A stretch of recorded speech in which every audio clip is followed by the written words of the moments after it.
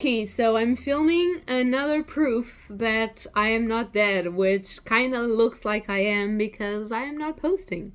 But as I told you, it's a little bit difficult to do so at the moment, so I'm just going to grab the opportunity that's appearing and letting you know my recent reads for all of these months that I haven't updated you guys. So get ready, grab a drink, grab a snack, and let's go.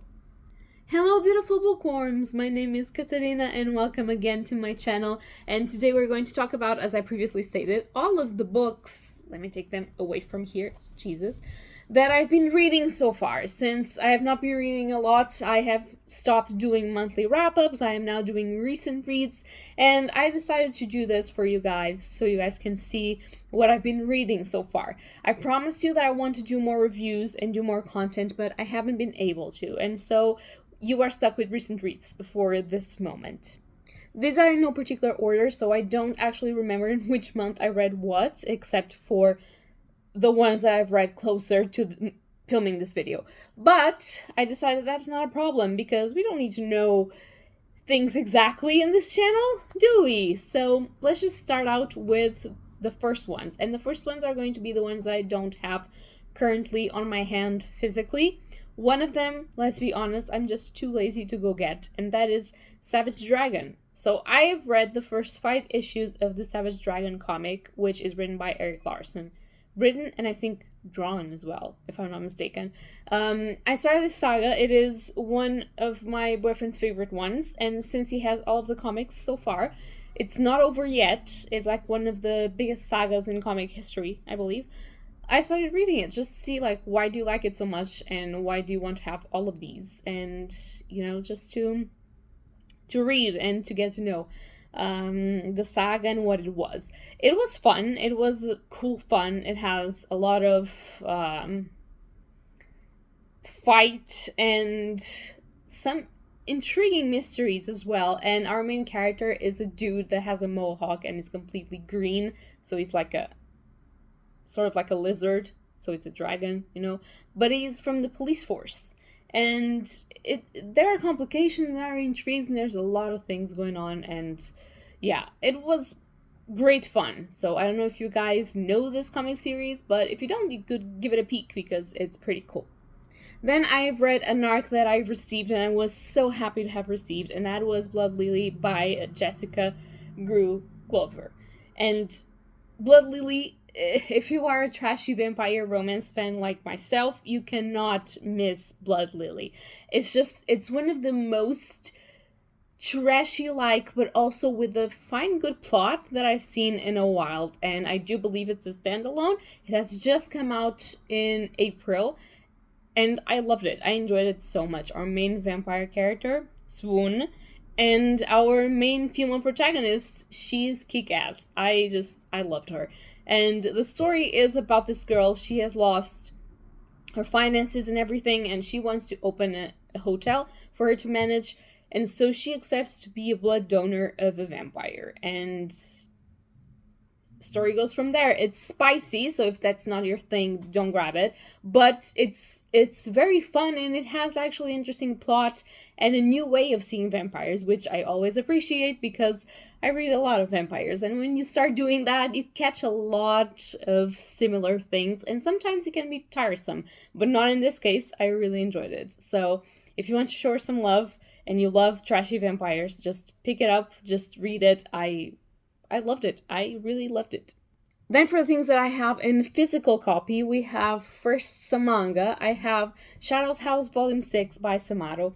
And this is kind of getting interesting. It's a little bit creepier than the beginning, but the mystery is already resolved in a way. There's just one more thing that we need to know, so I don't know if there's going to be a lot of these volumes.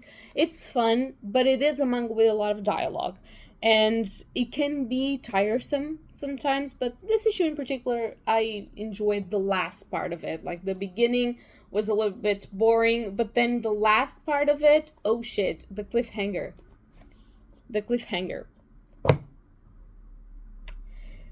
And what they did to one of the characters. I was like, excuse the fuck, what is going on? But yeah, we had that. And then I read Oshi No Ko Volume 7. This is by Aka Akazaka and Mengo Yokoyari, and Oshi No Ko is on a completely different point than Shadow's House is. Shadow's House is kind of youngish, even though it has a really cool plot. Oshi No Ko fucks you up. Oshi No Ko is kind of like I reincarnated as this idol's son and daughter, because there's two of them. But then it's a criticism on idols in Japan. It's a criticism on the whole of the industry for arts, theatrical, movies, singing, manga, all of it. And at the same time is a murder mystery. So what could you ask for? It's so intriguing, so complex. I love our characters, and it has a lot of feeling. It has a lot of also trauma exploring, so careful with some trigger warnings. But it's really cool. I never thought I would like a reincarnated story. It's more than that. It's about the characters. It's about real, actual artistic life in Japan, and it's great. And the art style is pretty good as well. So, I mean, what could you ask for? And after that, yes, me and my demons, read Spy Family Volume 9 and Volume 10. Why have I not finished all of the volumes that came out from Spy Family? I don't know. I think I'm afraid. Of not having more Spy Family to read, to be honest. I love this. Volume 10, boy, oh boy, was I sad. Was I sad. Tatsuya Endo. Dude. Volume 9 was pretty fun. Volume 10, it was fun, but also, what the fuck? And it has a little bit of a trigger warning about war. But it's great. Spy Family, for me, is one of my favorite manga series, which is not very normal because it's kind of a slice of life comedic family series with a little bit of mystery, I guess, and spying, of course. But I really like this series. I really like this manga series, and I hope that you guys are liking too if you're reading it. If not, maybe give it a shot. It's pretty cool. In other news, I also read Something is Killing the Children, Volume 8. This is, of course, by James Tynion IV, Werther de la Dera, and Miquel Muerto. And I really liked it. I found some of the stories. This is a collection of short stories regarding our main character, Erica. So it's not a continuation of the actual Something is Killing the Children series, which damn you guys for that, because I've been patiently waiting for that shit.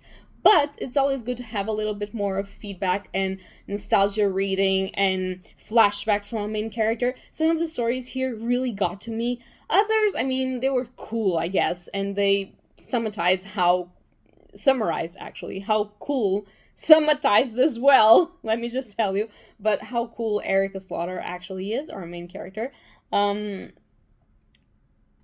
the rest of them were, some of them hurt, but as per usual, I really like Something Killing the Children, but I cannot wait, first of all, for the continuation of Erica's actual story in the present, and second of all, for the Netflix series, which there were rumors that they were going to be adapted by the people that made Dark, and we haven't heard anything else since, so I don't know if this is still true or not, but if it is, like, I really want this on TV series.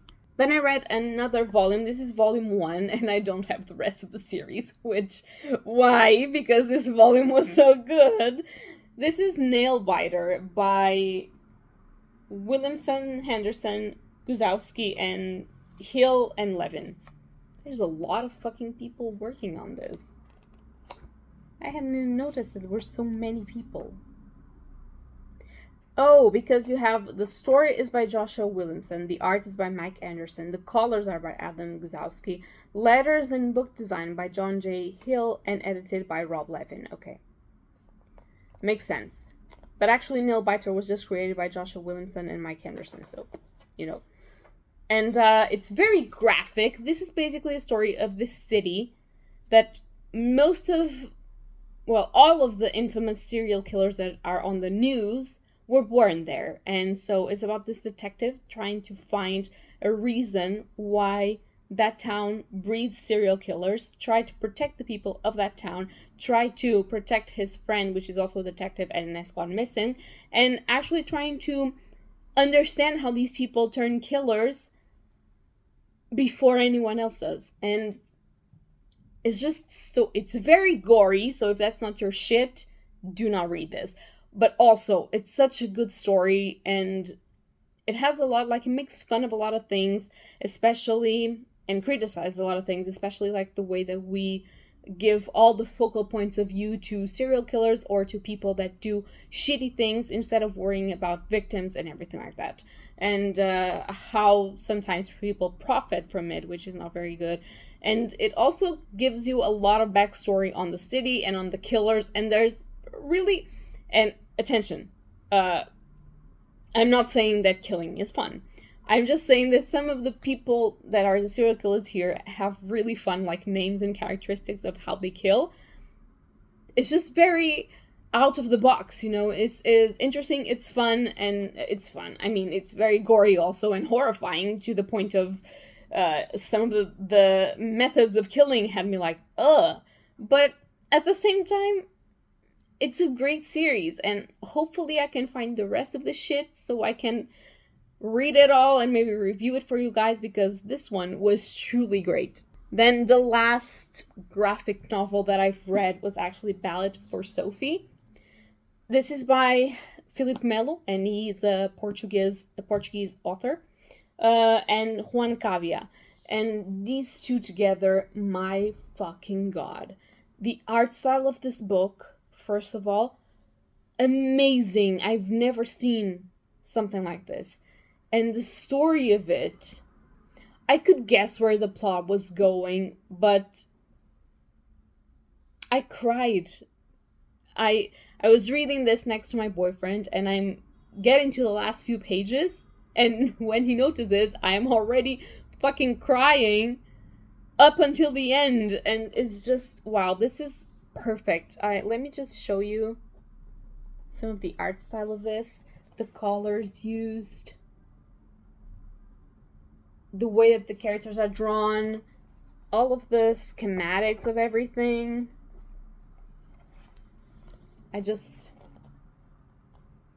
I love it. I absolutely love it. It is basically the story of this famous composer, but not just his story, the story of the people that were around him and the way that he behaved and the way that he evolved as a character and as a human being.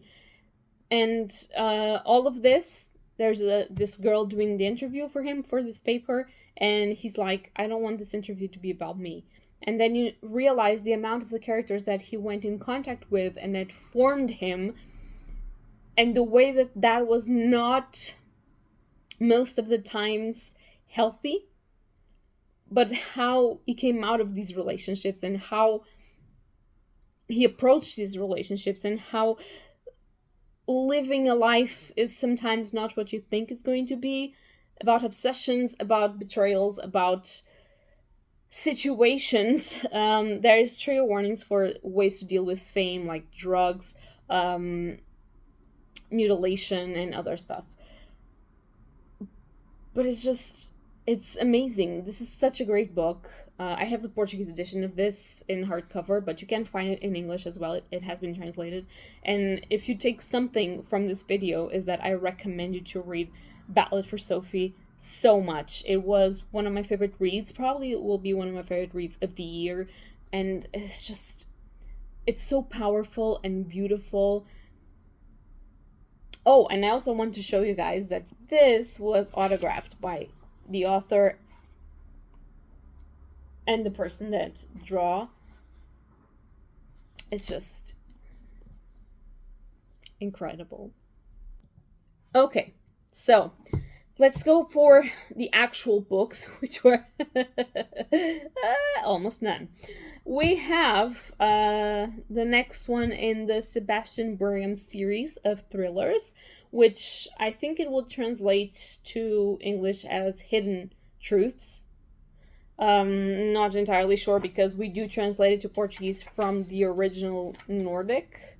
Let me just check. This is by Michael Hedgeworth and Hans Rosenfeld, actually. And yeah, we translate from the original, which is some Mansar, I believe. But yeah, as per usual, I really love what's happened in everything of this series, the way that we follow people with actual traumas, getting in the force, trying to solve crimes, how they developed emotionally and in terms of character. And this had a really strong ending and a really strong finale. There's one more after this one, and I don't know if it has ended. Personally, it's starting to be a little bit like, I want to spend more time with these characters. I do, and I love the way they're written. But it comes a point where you have to wrap things up. So I will see how the next one will go, and then I'll see if I want to proceed with the readings. But this one is fairly interesting. I'm not going to say anything because I don't want to spoil you guys. It's like the 7th one of that series, so I'm not going to talk a lot about it, but it's pretty cool. Then, and this was one of the first things that I've read this year because I was in a fucking slump, but really tired, burned out completely, and without wanting to read, to be actually fair. And then I got this. I read this. Okay, what I did with my tongue was just weird, but I love this. I know it's trashy. I know. I'm going to start doing that. And in that way. But it was so fucking good. And all of the references. Let me just show you. I'm talking about Hook by Emily McIntyre. This is from her Never After series. And all of these series are dark romances with villain characters from Disney actually getting their happy endings. So obviously they either date the hero or the heroine of that movie in specific, and Hooked is a Peter Pan play. So our main villain is James Hook, and our main girl is Wendy, which I know it's pretty strange if you think about it. In the Peter Pan movie, he was way older than her, and she wasn't even 18. And then you imagine them having brute force sex. It's strange, and this is very spicy. But I really like how she plays with all of the cliches and all of the things and all of the Easter eggs that are in the movies and transforms them into stuff. Like, he's called Hook because he has a knife in the form of a hook, not because he has a hook in his hand. And he has a trauma related to the tic-tac of the watch, which has to do with something associated with a crocodile, but not exactly the crocodile that you're going to think about. And it's just so cool. I loved it. I'm a sucker for villains getting their happy endings. I am. And in here, he wasn't really the actual villain. I mean, he wasn't really a nice guy either, but you know my drift. And obviously, I know that dark romance can be interpreted in some ways and not be actually conducive to non-toxic relationships. I do believe that there's an age and a time for people to read this, and I do believe that if you cannot separate what you are reading as something fun to distract your mind, because this is not a prize novel winner, and that's okay. I really like to read this. It takes my mind out of shit. I love to see all the nods to Disney because I am a Disney fanatic.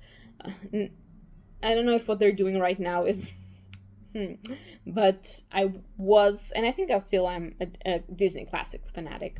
And I really love what she did with the Easter eggs and references. I really love the story. And Captain Hook was always one of my favorite villains ever, not just Disney. I really loved him.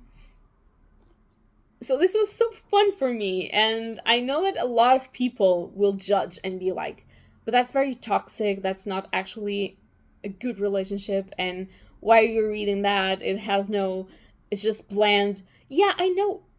I don't care. I have accepted. I used to be one of those people that are like, oh, but if you don't read classics, or if you don't read high fantasy, or if you don't read something, I don't know how I can empathize with you. At this point in time, I'm the person that says, if you're reading, good for you. I don't give a shit about what you're reading. I can like it, I cannot. Read what you want. Read what makes you happy. And even though I do love classics, sometimes dark romance makes me happy. And I don't give a shit if this is a mafia, Disney reimagining world. I don't care. I don't give a shit. I want to read it. I loved it. It was what actually took me out of a reading slump this year. So, thank you. And I have 2 more of the books of this series to read, and you bet your ass I'm gonna try and read them this year because, oh glory, oh glory, I absolutely love this book. And then, on a different note, we are going to talk about a book that I had so high expectations. I had a special edition. I had... The plot was supposed to have... Well, not the plot, but the summary of it convinced me that it was going to be an incredible thing. And I was so fucking disappointed. I didn't want to end with being disappointed, but I think you have to know what book I'm talking about.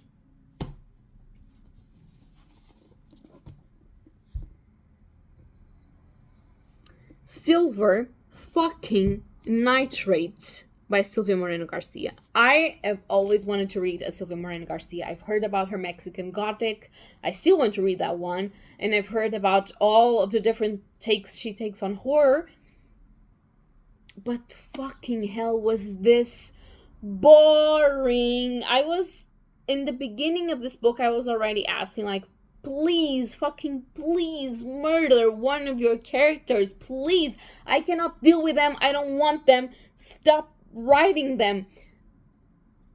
It had everything to be good. The plot is like these 2 movie buffers. They're friends from childhood, and then they find that a director that they love lives right next to one of them, and they want to know about his horror films, and there's a movie that never came out and is supposed to be cursed, and the director asks them to actually talk about the movie and see the movie again, and it has a lot to do with kind of witchcraft and shit, and I thought it was going to be wow. I thought it was going to be creepy. I thought it was going to be inspiring. I thought it was going to be kind of a Dario Argento's movie, which if you ever seen one of his movies, you know that not all of them are top tier movies, but all of them bring a vibe. And that vibe is incomparable. There is no one in this fucking world that does vibes as he does. And I was hoping for that type of really ancient and exploring movies made in Europe, you know, and what I got was 2 really bland characters that you already know that they're going to fall in love in the fucking end. Sorry for the spoiler. No character development whatsoever. The supposed witchcraft and shit is just, why do I have to read this? And the plot... The plot, it's like you have to go from point A to point B to point C. Okay, but does it have to be so direct? And it was boring. There had some 1 or 2 scenes that was nicely written, I guess. I'm not criticizing her writing. It just wasn't for me. It wasn't for me. I still want to read Mexican Gothic, but Silver Nitrate, I mean, look at this beautiful edition. It has sprayed edges. It has end papers, and it has this beautiful hardcover, and I'm thinking about like selling it because it's not worth it. I'm never going to reread this, and I am so sorry about this, but I didn't like it. I didn't, and I got a little bit of slumpy in horror because I read this one thinking I'm going to get back into horror and read shit, and it was shit. But yeah, so guys, that's going to be all that I've read for these months. I know it's very little. I read like 12 things these amounts of months, and I'm way behind on my Goodreads challenge, but life is what it is. I hope that you guys enjoyed this video. If you like it, leave a like or subscribe, and tell me down below what was the best and the worst books that you've read so far in the year. And I hope that you like this video. I will try to appear again soon. Thank you so much to all of you guys that are still with me, that haven't unsubscribed because of my absence. I am still here with you as well, and planning a lot of content, really. So that's going to be all for today, and happy readings to you all. Bye!